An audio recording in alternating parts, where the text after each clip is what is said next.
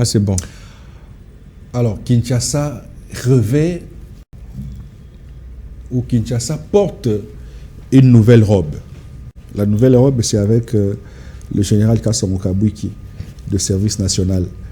Nous avons vu les éléments de service national s'impliquer à fond après l'ordonnance signée par le chef de l'État, créant la task force, confiant cette task force à Kasongo Kabwiki, qui est le coordonnateur général. Ensuite, son adjoint, David Moukeba, qui d'ailleurs, les deux personnes sont ensemble pour assainir et rendre propre la ville de Kinshasa. Donc, nous allons, entre guillemets, revenir sur Kinshasa Label. Voilà. Kin Label. Est-ce que Kasongo Kabwiki peut nous ramener à Kin Label ou il va faire du Kimbuta, de Bumba et un peu du comment il s'appelle, du Ngobila, c'est-à-dire il va nous leurrer pour un temps et Kinshasa va revenir la poubelle comme avant. Alors qu'est-ce qui fait que Kinshasa soit toujours sale et qu'elle doit faire ces gens? Je reçois pour vous un journaliste pour la première fois qui soit sur ce plateau, et ça ne sera pas la première, enfin ça ne sera pas la dernière.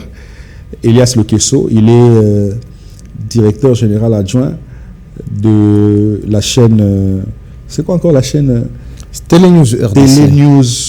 Télénews de Patrick Lokala. Voilà. Bonjour et bienvenue. Merci beaucoup, très cher Désiré. Toujours chic, hein? Moi, je vous envie souvent. Hein? Merci. Vous êtes toujours chic, toujours en veste, toujours en cravate. Merci beaucoup. Le tout premier conseil quand je suis parti à l'université de Kinshasa pour apprendre ce métier. Et mon professeur Vicky Elongo nous disait qu'un journaliste doit toujours être présentable parce qu'il doit donner, il doit être devant les gens. Et quand on est devant les gens, il faut toujours être présentable. Et il y a quelques conseils qu'il nous avait donnés dans son support, l'introduction à l'information et la communication, son cours, le cours de premier graduat. Et c'est partant de ces conseils, jusqu'aujourd'hui, je ne cesse d'appliquer ces conseils où on disait qu'un journaliste ne peut pas avoir sur le plateau de verre fumé. Un journaliste doit toujours avoir des verres clairs parce que un journaliste doit... On n'est pas musicien. Oui, pas musicien. Un journaliste doit avoir une posture un peu présentable qui donne la bonne impression. Alors quand bien même qu'on ne gagne pas beaucoup, on essaie un peu de faire l'effort, de quand même d'entrer quelque part pour s'offrir une petite... Très bien. Veste, costume, chaussures. Comme le cas maintenant. Ah oui, merci beaucoup. Donc j'applique les conseils de Vous allez maître, bien. Vicky Elongo. Très bien. Je vais très bien.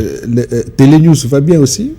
Oui, Télénews va très bien, mais comme c'est la toute première fois d'assister à votre émission, très cher Désiré, laisse-moi d'abord de me présenter. Moi, je suis Elias Didier Lokesso. À l'Internet, souvent, les gens m'appellent le journaliste apocalyptique. Ok. Je suis journaliste apocalyptique, qui veut dire que j'applique le journalisme de l'ancien. Non, apocalyptique. Apocalypse dans la Bible, vous connaissez. Comment? Donc, le journalisme de la révélation, le journalisme du temps de la fin, le journalisme qui révèle, moi, je suis dans l'optique de révéler ce qui est caché. C'est ça même que notre professeur nous disait. Donc, quelque part, vous dites enquêteur. Parfaitement. Journalisme d'enquête. Voilà. À l'issue de l'éthique en journalisme, et ceux qui ont fréquenté l'université, comme moi, ceux qui ont étudié ces métiers savent ce qu'on appelle l'éthique des transgressions. Donc, en journalisme, un journaliste peut enfreindre les lois du pays, peut enfreindre la déontologie et à l'issue, grâce à l'éthique des transgressions, il peut sauver, il peut informer, il peut transcrire, il peut aller au-delà des bornes, juste parce qu'il doit transmettre une information qui est profitable à la population. Par exemple, cher Désiré, un journaliste qui voit que non, peut-être, je me mets un exemple concret, l'époque de Étienne Tshisekedi, Étienne Tshisekedi Wamulumba, quand il était relégué par le président Mobutu en province, ici à Kinshasa, on cherchait où est parti Étienne Tshisekedi. Les gens ne savaient pas que Mobutu l'a relégué quelque part. On lui a chassé en province, on l'a interné en province, et ici à Kinshasa, on se demandait la question, où est parti Étienne Tshisekedi? Il ne se faisait plus entendre, et il y avait un journaliste, je pense de la prospérité. Si ce n'est pas de la prospérité, ça peut être, bon, les anciens journaux là, un journal c'est de la prospérité, qui avait falsifié sa carte de lecteur. Ok. Vous avez vu? Il falsifie son identité, il prend son vol, il se déplace jusque là où il était, c'est Étienne Tshisekedi, et il se présente devant la sécurité qu'on avait mis dedans, et qu'on avait mis sur place, et il se présente avec une fausse identité. Que non, je vais rencontrer Étienne Tshisekedi. Et il y accède. Oui, oui. Et il y accède, parce que s'il s'est présenté avec sa vraie identité, les services commis à la sécurité d'Étienne Tshisekedi l'auraient empêché. Tout à fait. Très bien. Et alors, il fait cela, et il part, il interviewe, il raconte Tshisekedi là-bas. Il fait une interview discrète avec Tshisekedi, avec Papa Étienne. Je ne sais pas si les gens de l'IDPS connaissent cette histoire, mais nous sommes journalistes et nous, on a étudié cela. Et après cette interview, il est revenu ici à Kinshasa.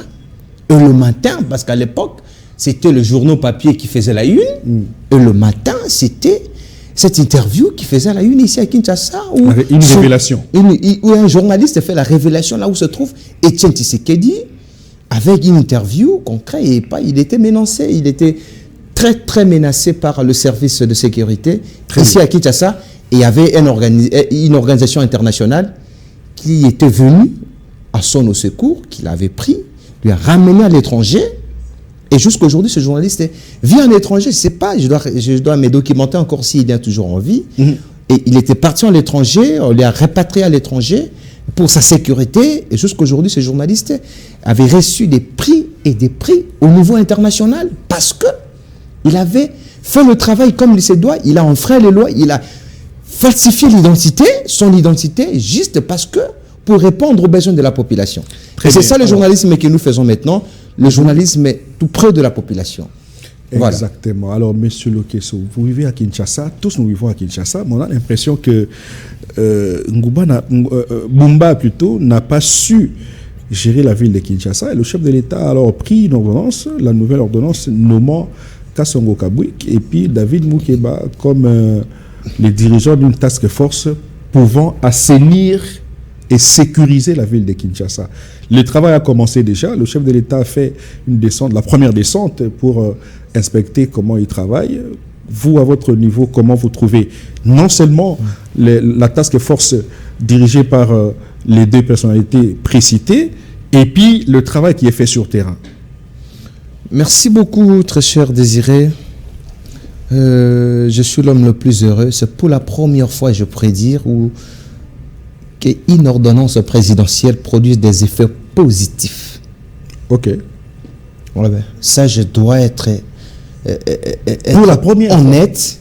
Pour la première fois. Que le chef de l'État prenne une ordonnance et que cette ordonnance produise des effets en moins d'un mois. Des effets positifs en moins d'un mois. Ah oui. Si le chef de l'État va continuer avec ce genre d'ordonnance, moi je pourrais dire pourquoi pas lui laisser. Lui laisser? Pourquoi pas lui laisser là où il est? Parce que l'objectif est que... Vous êtes de ceux qui pensent que parce qu'il y a quelqu'un qui travaille bien, on doit piétiner les règles établies par la Constitution? Non, je suis sur le fait. Moi, je suis journaliste. Je vous ai parlé de l'éthique des transgressions. Donc, moi, l'éthique... partant de la formation que j'ai eue à l'université, je peux aller au-delà des normes. Vous transcrivez tout? je peux aller au-delà des normes. Parce que je suis journaliste. Un journaliste a son œil, il y a l'œil journalistique. Moi, je pars au-delà. Qu'est-ce qui est fait que vous n'avez jamais vu? C'est pour la première fois, je disais, cher Désiré, que le chef de l'État prenne une ordonnance et que ça produise des effets positifs. Parce que j'étais l'homme le plus content quand je suis arrivé à l'échangère de Limité aujourd'hui. Et j'ai vu comment ces agents-là ont commencé. On nettoyait, on ramassait tout. On ramassait tout. Aujourd'hui, à l'échangeur? Oui, mais il faut aller là-bas. C'est pour la première fois. Je me suis senti fier, comme si... Je me suis senti trop fier, comme quand j'étais à Goma. Comme quand j'étais à Goma, j'ai trouvé une ville propre. En tout cas, pour la première fois, quand vous quittez Kinshasa pour arriver à Goma, je suis arrivé à Goma. Je n'avais plus l'envie de retourner ici. Je me considérais ne plus être au Congo quand je suis arrivé à Goma. Parce que c'est propre. Parce que c'est propre. Et les transports organisés, il y a une discipline. Qu'est-ce qui fait que la ville de Kinshasa soit revêtie d'une robe sale plus que d'autres villes en RDC alors que c'est la capitale? Le général Kassongo Kabouik qui ne me connaît pas, je ne suis pas venu sur ce plateau pour faire l'apologie de son travail et je n'en ai pas besoin. David Moukeba. Et je n'en ai pas besoin. Je n'en ai pas besoin. Avec mon travail, sans général Kassongo Kabouik, vous aviez dit au début que non, très bien habillé. Donc je trouve un peu le pain avec mon travail. Tout à fait. J'arrive à payer toutes mes factures du mois avec mon travail. Alors, je ne suis pas venu ici faire l'apologie du général ou l'apologie de ce qu'il est en train de faire. Oui, mais je félicite. Apprécier ce qui avance. Hein. Je félicite l'ordonnance parce que si le chef de l'État ne prenait pas cette ordonnance, le général n'allait pas faire le travail qu'il est en train de faire. Exactement. Voilà pourquoi je dis que pour la première fois que je vois une ordonnance présidentielle produit des effets positifs et palpables et vérifiables auprès de la population avec l'ordonnance du général Kasson Kabouik. Donc, cette ordonnance. Tout ce qui était fait avant, vous ne considérez pas? Je ne dis pas je ne suis pas dans la considération de ne pas considérer ou non. Mais moi, je me base sur les faits et que cette ordonnance, pour moi, est la première ordonnance qui a produit des effets positifs en moins d'un mois. Je dis bien en moins d'un mois. J'ai précisé le timing. On va voir, hein? On va voir. En moins d'un mois, j'ai vu toutes les bouteilles de Limité, le boulevard, être assaini. OK. Et j'ai vu le boulevard Lumumba se revêtir de sa nouvelle robe. Et j'ai vu ces agents, en ma présence, en train de traquer. Moi, j'ai pris un taxi, un chauffeur de taxi, a acheté une poubelle à l'intérieur, en train de prêcher à l'intérieur. Je ne veux pas qu'on m'arrête, s'il vous plaît. Soko meli bouteille na yo, tiens na 4 poubelles yango na auto so mango, 12 000. Sinon, vous savez pompage. Oui. Ça, je l'ai entendu de ma bouche. Oui. C'est vérifiable. Dans un taxi que j'avais pris, limité vers le boulevard du 30 juin, 7e rue. Et il y a un chauffeur qui a acheté une poubelle, qui a mis dans sa voiture et qui interpelle ses clients que je ne veux pas être interpellé par les agents de service national. Ceux qui ont mis maïnayo, c'est un awa. Donc pour vous, le chef de l'État a fait un bon choix. C'est un très bon choix, pourquoi pas? C'est un très bon choix. Un très bon choix parce que le général a agi. Mais je ne veux pas m'attarder sur le général.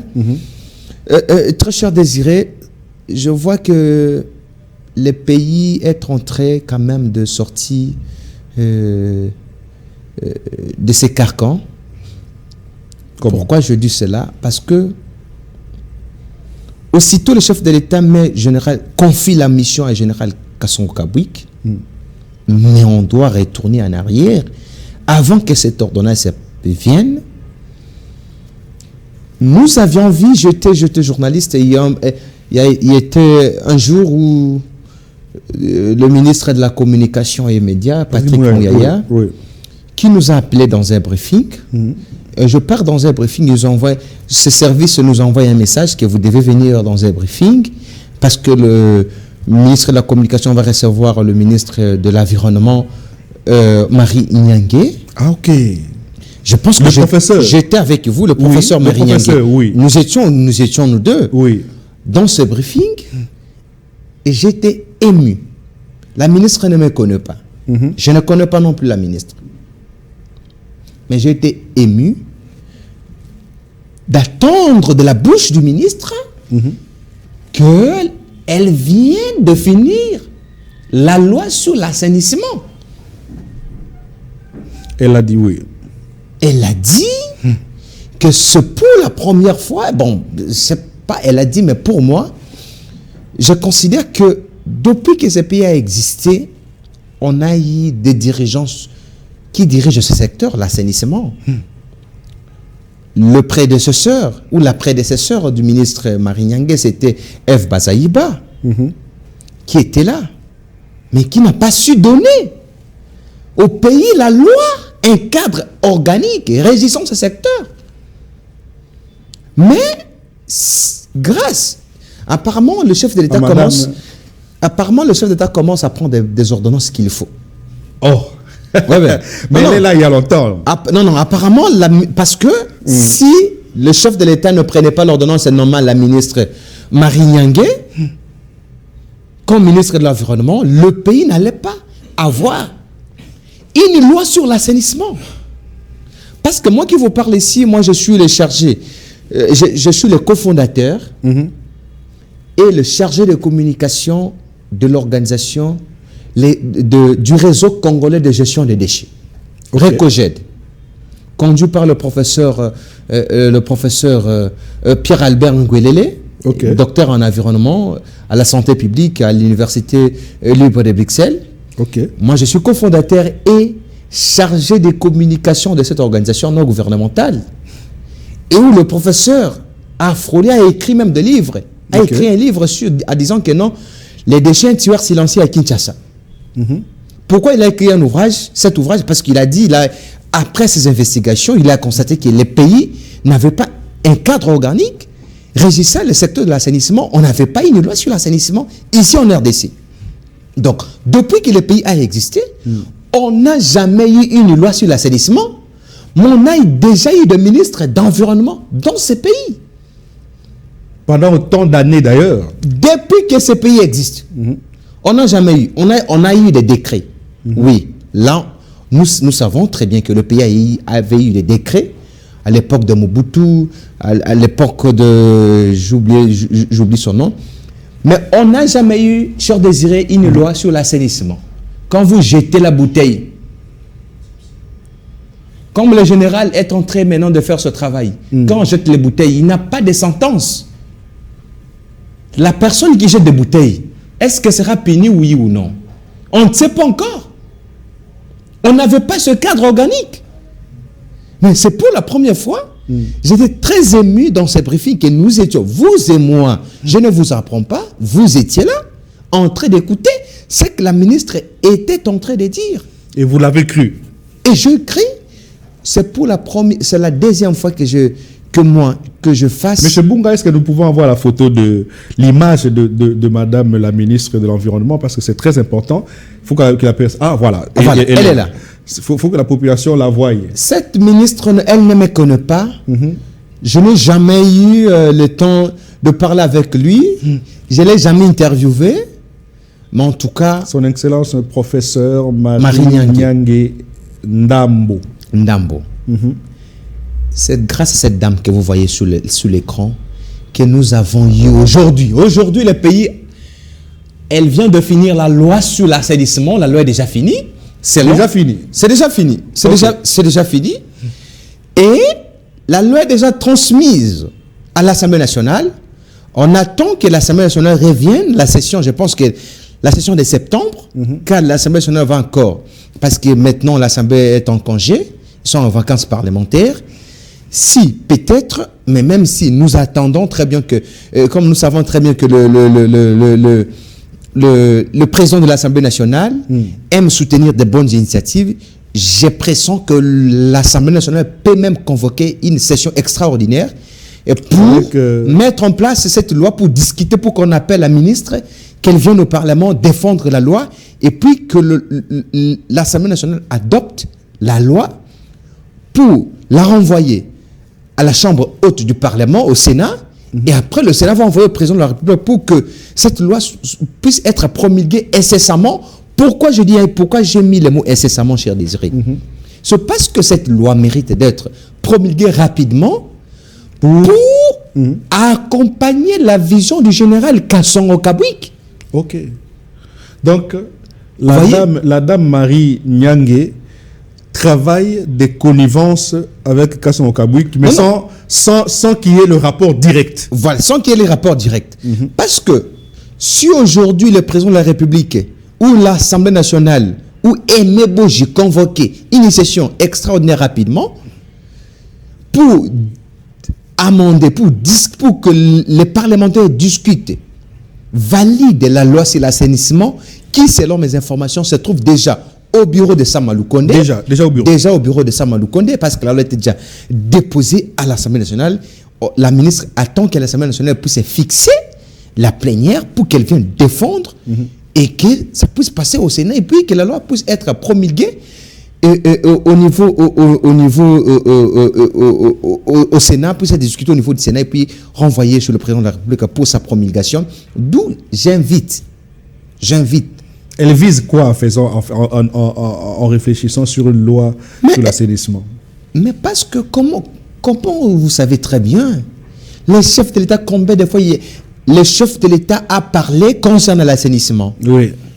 Combien de fois le chef de l'État a grondé même les autorités qui gèrent ces secteurs? Même Bumba. Même Bumba, avec des injonctions. Oui. Et ces autorités n'ont pas compris l'appel ou l'interpellation du chef de l'État jusqu'à sec. Le chef de l'État s'est permis, dans son pouvoir discrétionnaire, de nommer général Kassongo Kabwik pour remédier à la situation parce que les autorités qui étaient là, Bumba, n'écoutent pas. Bumba n'a jamais écouté le chef de l'État. Bumba n'écoute pas. Il n'écoute pas. Et c'est la ministre qui a écouté. Vous suit, hein? Non, elle n'écoute pas. Je suis journaliste, je sais de quoi je parle. Et c'est la ministre qui... Est-ce que tu sais qu'hier, moi, j'ai fait le tour du marché Zando. Ok, mais il semblerait que c'est du waouh là-bas. J'ai été... Non, franchement, ce n'est pas dans mon apanage de féliciter les gens. Je n'aime pas ce travail-là de féliciter les gens. Je n'ai jamais félicité les gens dans un média quelconque. Et ceux qui me connaissent savent. Mais en tout cas, félicitations, chef de l'État. Ok. Il a fallu que le chef de l'État descende sur terrain, gronde à Bumba, donne des injonctions sur les champs, pour que retrouve Zando comme ça. Est-ce que vous savez aujourd'hui que moi j'étais toute la journée en train de sillonner Zando? J'ai des images. Pourquoi? Pour faire quoi? Pour inspecter? Pour inspecter, mais selon notre et s'acquérir dans notre travail. De toutes les données. Et je suis un journaliste bien formé de terrain. Vous avez trouvé que Zando d'avant et celui-ci, Cher Désiré, c'est deux choses. C'est pour la première fois que je voyais Zando que tu peux quitter depuis ta résidence dans la voiture. Tu entres au Zando en voiture. Tu entres à Zando en voiture. Et tu parques devant la boutique où tu veux acheter et tu sors. Waouh. C'est ainsi? Je te dis la vérité. Ah bon? Qui a vendu toutes ces places-là qu'on a déguerpies? Non. C'est là où je reviens au chef de l'État encore. Qui ne se limite pas aux injonctions. Il doit poursuivre. Les gens qui ont vendu, j'étais là, j'étais sur Roi Kading. Qui sont ces gens? J'étais sur Roi Kading, Cher Désiré. J'étais sur Roi Kading et j'avais trouvé que Roi Kading, l'avenue de l'État était vendue. Oh, Roi Kading vendu. Mais je te dis, parce qu'il y avait des immeubles, il y avait des gens qui avaient construit sur l'avenue Roi Kading. C'est une avenue, non? Mais sur une avenue. On a vendu. Qui a vendu? Je ne sais pas. Et parce que Roi Kading commence de Willery. Oui. Willery jusqu'à Bon Marché. Jusqu'à Bokassa, Bon Marché. Non, pas Bokassa, dépasser Bokassa, jusqu'à la route là, c'est la grande direction là, qu'on appelle commerce. Non, pas commerce, l'autre là. Kassaï. Roi Kading va de Willery jusqu'à Kassaï. Ah bon? Et présentement, pendant que je vous parle, vous pouvez quitter Willery pour aller jusqu'à Kassaï. dans la voiture en train de rouler avec les enfants. Présentement. Quand j'ai trouvé ces genres de réalisation, j'ai dit non, en tout cas, il y a quelque chose... À qui l'honneur? Le chef de l'État. Félix Antoine Tshisekedi. Chef de l'État. Et je demande que le chef de l'État puisse prendre le courage de continuer à faire des surprises comme ça sur terrain. Beaucoup de choses vont changer parce que Roi-Kading sont quelques mètres du bureau de Bumba. Du gouverneur. Roi-Kading sont quelques mètres du bureau de Bumba. C'est juste derrière. Et il a fallu que le chef d'État quitte le palais de la nation pour aller remédier à une situation qui se trouve tout près du bureau de Bumba. Mais Bumba, pourquoi il est élu? Bumba, c'est vraiment une malédiction pour vous. Je ne dis pas pas pour moi, mais pour le pays. Ah, Bumba, c'est une malédiction pour le pays. Pour le pays. Non, franchement. Elias, vous comprenez ce que vous dites? Il a fallu, je voulais dire rapidement, cher Désiré, que il est important que le chef de l'État puisse s'investir dans la loi sur l'assainissement pour demander à l'Assemblée nationale de convoquer même une session, même si ce sont des pouvoirs séparés, mais pour la survie du pays, le chef de l'État peut prendre un coup de fil, peut prendre son téléphone pour appeler le président de l'Assemblée nationale, pour instruire au président de l'Assemblée nationale de vérifier cette loi si elle est conforme aux exigences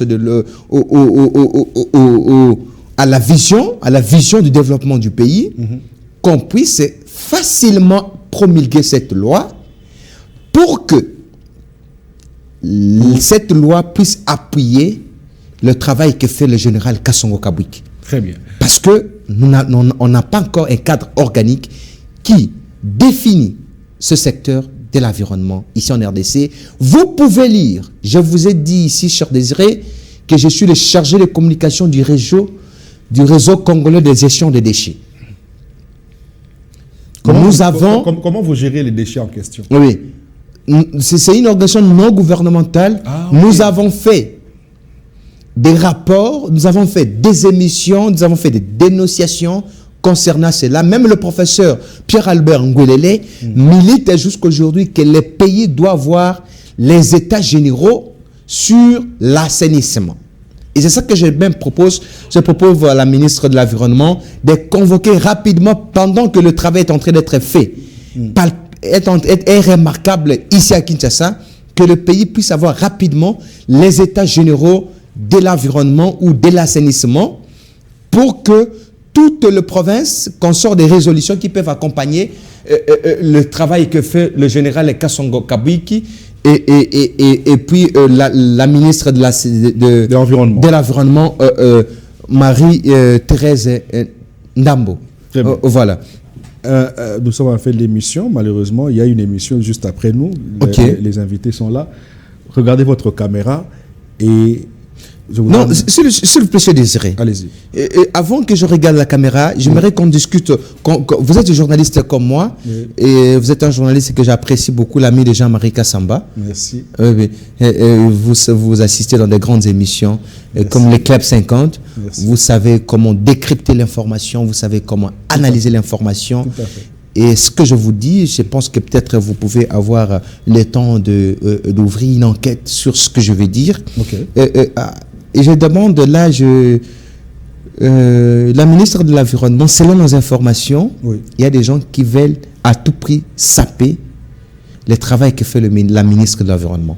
Ah bon? Ah ouais. Entre autres, dans son cabinet, son collaborateur dans le cabinet. Oh, des gens sont dans son cabinet. Dans son cabinet. Qui veulent saper l'image. L'image du travail. Du travail. Oui, parce que le monsieur veut devenir ministre. Nous allons nous impliquer à fond. Le monsieur tient à tout prix de remplacer la ministre de l'Environnement. Comment? Par quelle magie? Parce que elle est en train de faire un travail qu'il faut et le monsieur, ça ne le plaît pas. Il y a même, selon nos informations, le monsieur a collaboré avec les communicateurs de l'IDPS. Ok. Je te dis. Pour saper l'image. Pour saper l'image de la ministre de l'Environnement. Et saboter le travail. Saboter le travail qu'il est en train de faire. Cette grande dame. Cette grande dame, parce que le travail que fait la ministre va donner des fruits À la population congolaise. À la population, et le chef de l'État va apprécier le travail que fait la ministre de l'Environnement. Les gens aiment... Et dans son cabinet, je n'ai jamais arrivé au ministère de l'Environnement. Nous sommes journalistes. Nous sommes dans les investigations chaque jour. Les gens aiment la médiocrité. Les gens aiment la médiocrité. Quand il y a quelqu'un qui travaille efficacement, on le combat pour que Tout à fait. Tout à fait. Nous allons l'y impliquer. Et je demande, parce que la ministre est du regroupement AAP. AAB, c'est Tony Kakushiku. AAP. Oui. AAP. Oui. C'est l'autorité. Tony Kakushiku, non? Tony Kakushiku. Oui, le haut représentant du chef de l'État. Les hauts représentants du chef de l'État. Oui. J'appelle. Je suis journaliste et j'avertis. Je sais de quoi je parle. Moi, dans le dossier, quand je donne les éléments, ce n'est pas parce que je veux parler. Je donne la révélation sur ce qui s'est passé au musée national. Sous le détournement de 300 millions de dollars. Il y avait un présumé détournement de 300 millions de dollars au musée national pour la construction de musées nationaux dans des provinces. Oui. Ça avait dans des révélations. J'ai été traqué jusqu'à ce que on est parti, les autorités du musée sont partis au parquet m'accuser et j'avais eu l'information. On m'a traqué et c'était des faits probants. Et jusqu'à aujourd'hui, j'ai les éléments. Très bien. J'ai annoncé sur ce qui se passe à l'université de Kinshasa. Où vous avez des problèmes actuellement d'ailleurs. J'ai le problème. Hier à 23h, j'ai été appelé par 3 numéros. Je suis arrivé, heureusement que je n'étais pas encore arrivé à la maison. 3 numéros inconnus m'appellent. Elias, bonsoir monsieur Elias, est-ce que vous êtes déjà à la maison? Numéro inconnu, 3 numéros inconnus. J'ai publié ces numéros sur toutes mes plateformes. Les gens savent. Ces numéros m'ont appelé à 23h pour me localiser. Pourquoi? Je ne sais pas. N'ayez pas peur, c'est notre pays. Je ne sais pas pourquoi ces gens m'ont appelé à 23h pour demander si je suis déjà à la maison. Et je n'ai pas dormi à la maison. Je t'ai dit, cher Désiré. Parce que pendant que je recevais ces coups de fil, je n'étais pas encore à la maison. Et j'étais obligé de prendre une chambre d'hôtel quelque part pour passer la nuit. Parce que je ne pouvais plus rentrer à la maison. Ah oui. Alors, pourquoi? Parce que nous sommes en train de dénoncer ce qui ne passe pas, ce qui ne marche pas dans notre pays. Continuez, papa. Et là, nous dénonçons encore ce qui se passe au niveau du ministère de l'Environnement, où les collaborateurs du ministre sabotent cherchent à tout prix de saboter l'image de la ministre. J'alerte. J'appelle Tony Kaku. C'est lui qui gère le regroupement AAP au quotidien. C'est Laurent Batoumona.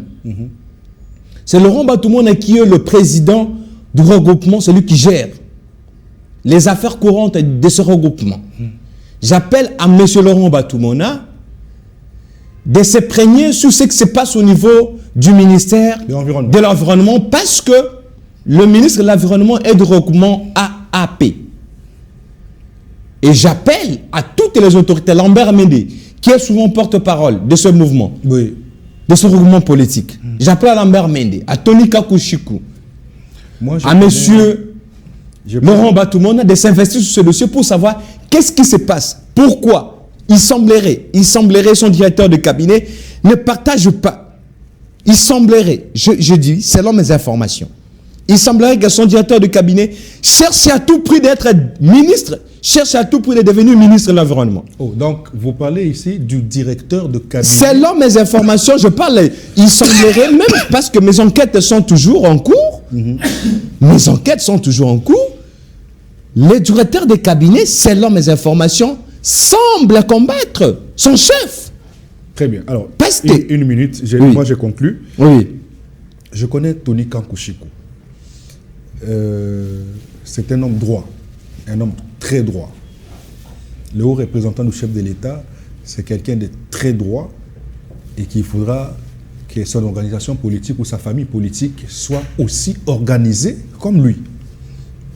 Et j'en suis sûr que la famille politique est organisée. Si lui a permis à ce que, je parle de Tony Kakushiku, a permis à ce que Madame Marie prenne s'il a permis que Madame Marie prenne le ministère de l'Environnement, ça veut dire qu'il a trouvé qu'il y avait des capacités requises pour que cette dame assume la responsabilité. Et là, il y a un directeur de cabinet. Il semblerait. Parce que les enquêtes sont en cours. Oui, oui. Le directeur de cabinet voudrait remplacer son titulaire. Et donc, nous appelons ici à l'autorité morale de AAAP et aux dignitaires de cette formation politique de pouvoir s'y impliquer. Moi, personnellement, je me rendrai au ministère de l'Environnement pour m'imprégner de cette situation. Et je révélerai. Je t'ai dit, il y a beaucoup de choses. J'ai même des audios. Et je révélerai la vérité ici. Il y a des choses horribles. Nous allons les diffuser ici. Il y a des choses horribles. Nous allons en parler. Alors, merci, Elias Lekesso. Je n'ai pas reçu quand même le mot de la fin, quand même. Nous sommes en fin de l'émission. Mais il fallait quand même encore mettre 30 secondes pour un mot de la fin. Allez-y, oui, merci beaucoup, très cher Désiré. C'est un réel plaisir d'être reçu par vous. Merci. Mon mot de la fin est que, en tout cas, je ne connais pas la ministre. En tant que chargé de communication du réseau congolais de gestion des déchets, nous avions organisé des grandes conférences dans ces pays qui nous ont coûté plus de 5 000 $ avec nos cotisations. Où on a loué des salles qui nous coûtaient plus de 2 000 $ pour parler sur la question des états généraux de l'assainissement dans ces pays. Les images sont là. Nous avions milité, avant même qu'on nomme la ministre de l'Environnement ministre, nous, dans l'organisation du réseau congolais de gestion des déchets, on a milité, on a élevé, on a demandé au chef de l'État d'organiser, ou au ministre du tutelle, à l'époque c'était F. Bazaïba, qui avait même envoyé son directeur de cabinet adjoint lui représenter dans la conférence qui était tenue, que nous avions organisée. Son directeur de cabinet était là. Merci. Et nous avions demandé au directeur de cabinet du ministre F. Bazaïba, nous lui avons donné des recommandations pour que le secteur de l'environnement puisse évoluer, pour que la saleté ou l'insalubrité que nous vivons ici à Kinshasa puisse être arrêtée. Et nous lui avons suggéré, entre autres, la convocation des États généraux de l'assainissement ou de l'environnement. Nous avions suggéré au ministre, émission élaborée pour parler de tout ça. Nous l'avons élaboré que les pays doivent avoir une loi sur l'assainissement. Mais aujourd'hui, la ministre vient, Marie Yangué, qui, on n'avait même pas, on n'a jamais eu connaissance avec lui, mais qui vient de mettre en application nos résolutions, à doter le pays, à mettre en place un cadre organique, une loi sur l'assainissement pour cadrer le secteur de l'assainissement en RDC pour la première fois. Pourquoi une personne pareille, on doit les combattre? Merci. Et il vient même le code forestier, il a même donné le code forestier, il a revisé le code forestier. Merci à Elias. Il y a beaucoup de choses, il y a beaucoup d'avancées. Nous sommes en fin d'émission. Vous êtes journaliste et vous avez la merci beaucoup, très cher Désiré. Oui. Merci à l'équipe technique et merci à vous qui nous avez suivis. Restez branchés pour la suite des programmes. Merci.